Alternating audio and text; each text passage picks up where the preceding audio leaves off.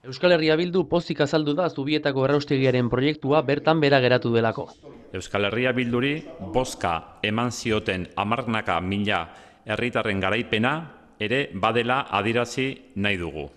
Atzo sinatu zuten akordioa Gipuzkoako Foru Aldundiak, GHKak eta enpresa eraikitzaileek. Zubietako errauste planta eraikitzeko proiektua bertan bera geratu zen, kontratua 8 milioi euro pasaren truke eten ostean. Atzera begira jarrita, 2013ko foru eta udal hauteskundetan EH Bilduren apustu nagusienetako bat horixe izan zela gogorarazi nahi izan du koalizioak. Errauste planta geldiarazi eta birziklapenean oinarritutako hondakinen kudeak eta berriak ezartzea hain zuzen. Konpromiso horri erantzun izana azpimarratu dute. Haiek eraikitako trampaz beteriko eszenatoki horretan, enpresekin, herritarrekin eta birziklatzeko betebeharrean bueltan akordioak sustatu eta lortzeko gauza garela.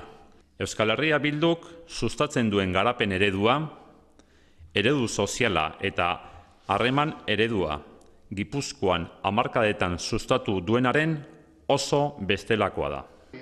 Zubietako erraustegia geldiarazita, birziklatzea eta berrerabiltzea bultzatzeko garaia iritsi dela uste du Euskal Herria Bilduk. Zero zabor printzipioa helburu, bilketa selektiboaren alde egiten dugu apostu.